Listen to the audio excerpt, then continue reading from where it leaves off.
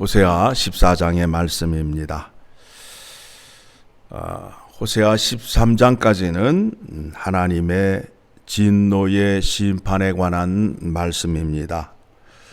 그런데 호세아서 14장의 말씀을 보게 되면 하나님의 계획은 심판이 아니라 구원에 있음을, 즉 이스라엘을 회복시킬 것에 대한 말씀을 하고 있음을 알게 됩니다. 거듭 말씀드리지만 선지서는 타락한 우상을 섬기는 이스라엘 백성들을 향하여 다시 여호와께로 돌아오라 라는 권면의 말씀입니다. 그래서 그 내용은 하나님의 애끓는 사랑으로 되어 있습니다. 하나님께서 창자가 끊어지는 아픔으로 선지자를 보내어서 그 백성을 돌아오라고 외치고 있는 것입니다. 여러분들이 경험해 보셨을 것입니다. 여러분의 자녀가 아프거나 어떤 궁한 상황에 빠지게 되면 내가 더 고통을 당하고 더 아픔을 느낄 것입니다. 여호와 하나님께서 그와 같은 고통과 아픔으로 이스라엘 백성들을 돌아오라고 선지자를 보내고 또 보냈는데 그들이 말을 듣지 않습니다. 자, 그래서 그들을 다시 회복시킬 수 있는 방법은 무엇이냐 하면 회개라는 것입니다. 회개라는 겁니다. 2절의 말씀을 보게 되면 2절의 말씀 같이 봅니다. 너는 말씀을 가지고 여호와께로 돌아와서 아뢰기를 모든 불의를 제거하시고 선한 발을 받으소서. 우리가 숫송아지를 대신하여 입술의 열매를 주께 드리리이다. 우리의 회개를 드린다는 거예요. 하나님은 제사를 원하는 것이 아니라 상한 심령을 원한다라고 말씀하고 있어요. 이스라엘 백성의 뻔뻔함이 무엇이냐 하면 좋은 재물만 가지고 와서 하나님께 제사를 드리게 되면 하나님은 그 재물을 보고 기뻐하실 것이라는 생각을 갖고 있어요. 그런데 시편의 말씀을 보면 그렇지 않아요. 하나님이 원하시는 제사는 좋은 재물의 제사가 아니라 상한 심령을 내어놓는 제사, 즉 회개를 하는 제사를 하나님이 원하신다고.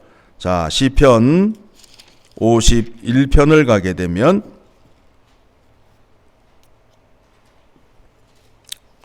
시편 51편입니다. 17절 같이 읽습니다. 하나님께서 구하시는 제사는 상한 심령이라.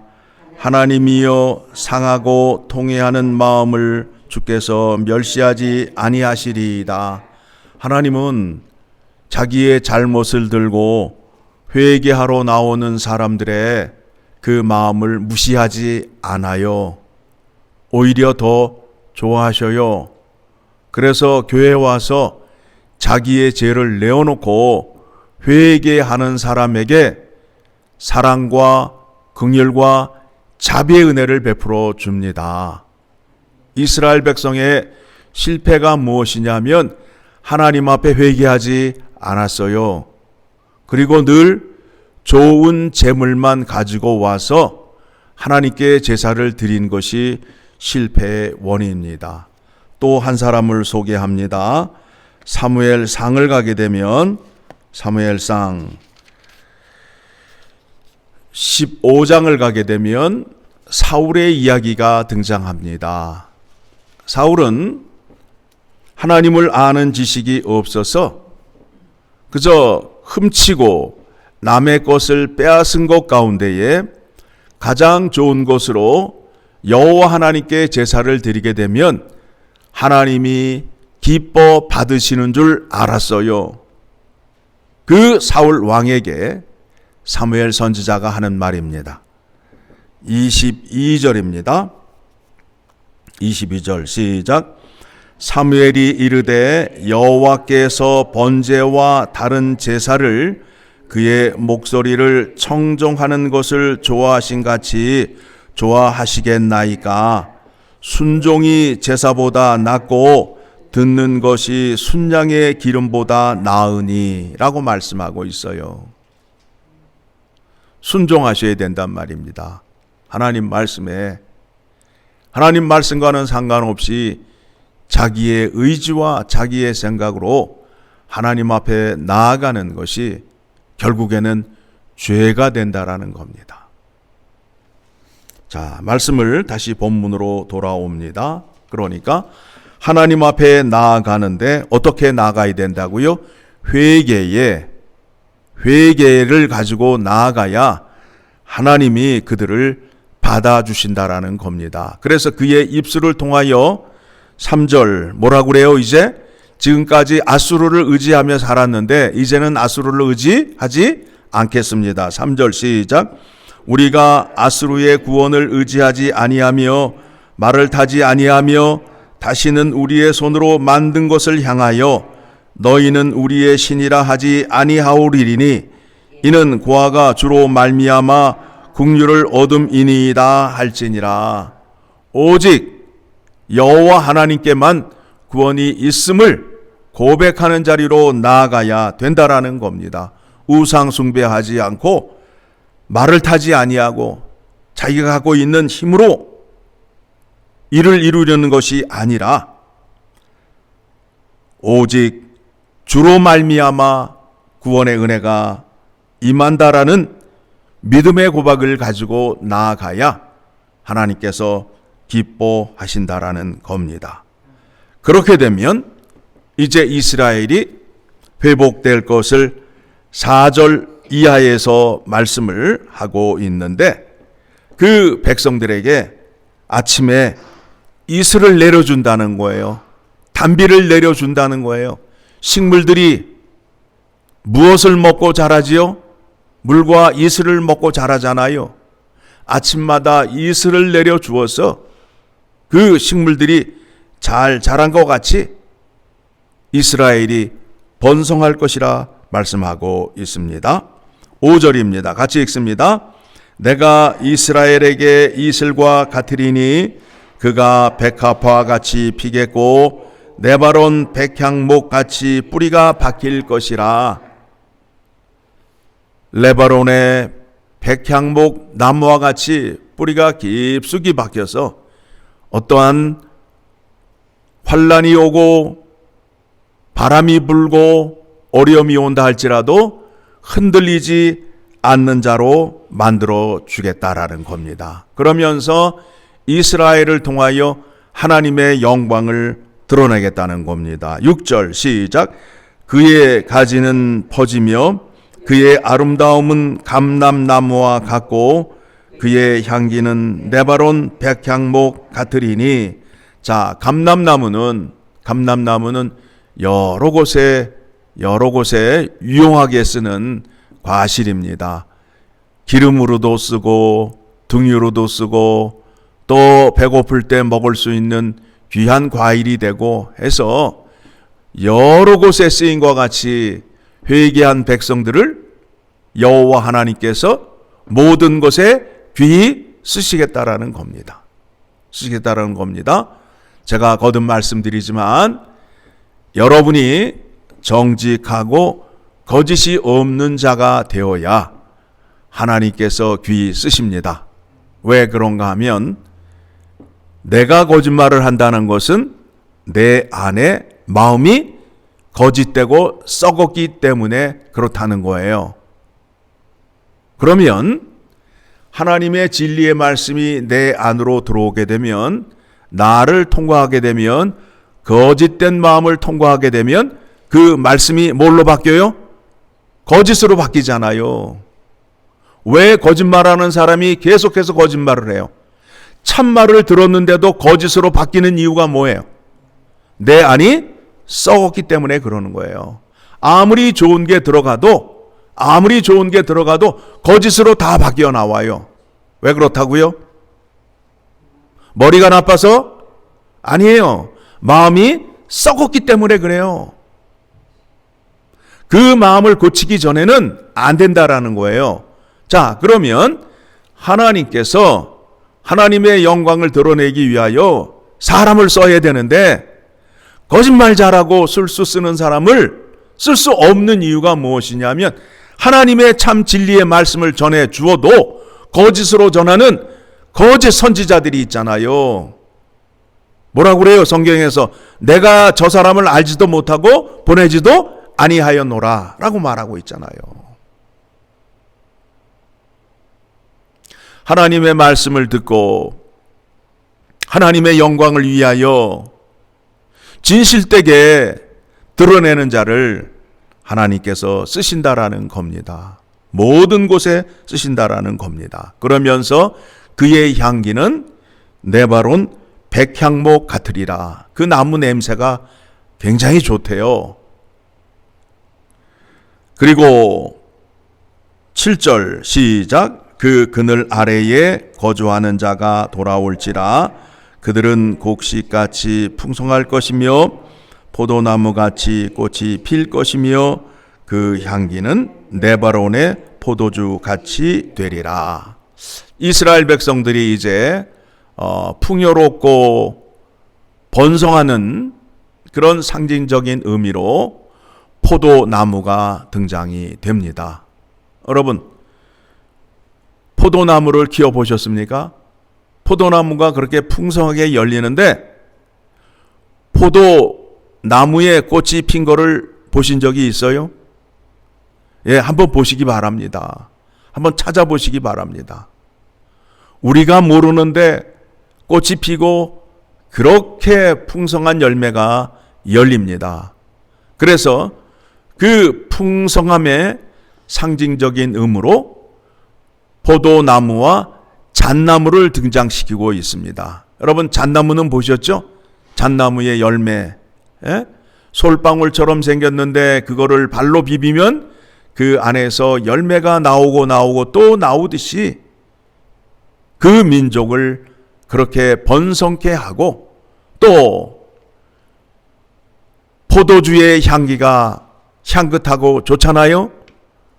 자신도 기쁨을 느끼며 다른 사람에게도 기쁨을 전해주는 존재가 된다라는 겁니다. 그러면서 늘 그들을 풍성케 하겠다는 거예요. 풍성함의 상징이 무엇이냐 하면 푸르름이에요.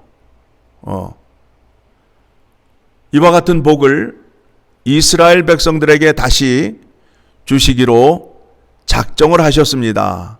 그런데 그 일이 무엇으로 시작이 된다고요? 회개로 이 일이 시작이 된다라는 겁니다. 그래서 메시아가 이 땅에 오시기 전에 먼저 엘리야가 왔지요. 세례 요한이 왔지요. 그래서 세례 요한이 하나님의 구원의 은혜를 받기 위해서 뭐라고 그래요? 회개하라, 천국이 가까이 왔느니라. 회개하셔야 돼요. 회개하는 자의 복이 약속이 되어 있어요. 그런데 오늘날 신자들이 뭐라고 믿고 있느냐 하면 구원을 받았기 때문에 회개할 필요가 없다라는 거예요. 마음대로 살아야 된다는 거예요. 이단의 가르침이에요. 이단의 가르침이에요. 아니, 그럴 것 같으면 이스라엘 백성들이 왜 망해요? 망할 이유가 없잖아요. 택함을 받았잖아요. 선민이 되었잖아요. 그런데 하나님께서 그 백성과 뭐로 관계를 맺었어요? 언약으로 관계를 맺었잖아요. 율법으로 관계를 맺었잖아요. 율법을 지키지 않음으로 인하여 이 백성들이 망한다라고.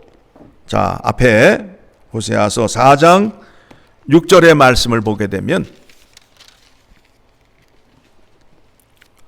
같이 읽습니다. 시작. 내 백성이 지식이 없으므로 망하는도다. 내가 지식을 버렸으니 나도 너를 버려 내 대제사장이 되지 못하게 할 것이요, 내가 내 하나님의 율법을 잊었으니 나도 내 자녀들을 잊어버리리라. 얼마나 무서운 얘기예요. 내가 율법을 지키지 않게 되면 내 자녀도 율법을 지키지 않아요. 그렇게 되면 어떻게 된다고요? 하나님이 너와 내 자녀를 잊어버리겠다는 거예요. 잊어버리겠다는 거예요. 그래서 이 백성들에게 하나님의 율법을 기억하고 지키게 하기 위하여 하나님의 말씀을 이제 어디에 새겨줘요? 마음 안에 새겨주잖아요. 그래서 구원받은 자는 하나님의 말씀을 들을 수 있고 지킬 수 있는 자리로 나아갈 수밖에 없어요. 그게 하나님의 능력이에요. 그런데 내가 구원을 받았는데 하나님의 말씀도 모르고 지킬 수 있는 자리로 나가지 못한다 함은, 즉 구원이 내게 임하지 않거나 구원이 임하였다 하더라도 내가 말씀을 듣거나 행할 수 있는 능력이 없음을 알아야 돼요. 그러면 누구 앞에 엎드려야 돼요? 주님 앞에 엎드려서 능력을 달라고 구해야 될 거 아니에요. 자, 결론으로 갑니다. 이제 호세아서 14장 결론의 9절 시작. 누가 지혜가 있어 이런 일을 깨달으며 누가 총명이 있어 이런 일을 알겠느냐. 여호와의 도는 정직하니 의인은 그 길로 다니거니와 그러나 죄인은 그 길에 걸려 넘어지리라. 여호와의 도라 하는 것은, 여호와의 길이라 하는 것은 여호와의 말씀이에요. 약속의 말씀이에요. 그래서 약속의 말씀을 지키는 자는 아버지 앞으로 나아가지만, 그러나 여호와의 말씀을 지키지 않는 자는 말씀에 걸려 넘어진다는 거예요. 말씀이 심판의 기준이 되어서 넘어진다는 거예요. 넘어진다는 거예요. 말씀을 지키셔야 돼요. 말씀과 상관없이 믿음 생활하는 분이 너무 많아요. 그건 믿음 아니에요. 맹신, 맹종, 자기의 의지로 나가는 것은 무속신앙이에요. 무속신앙이에요. 그러나 여호와 하나님께서 우리에게 원하는 것이 무엇이냐면, 내가 너에게 말한 것을 지켜 행하라. 그리하면 어떻게 된다고요? 약속한 복을 다 주시겠다는 거예요. 자, 이 말씀을 마태복음 7장 7절을 가게 되면, 7장 22절을 가게 되면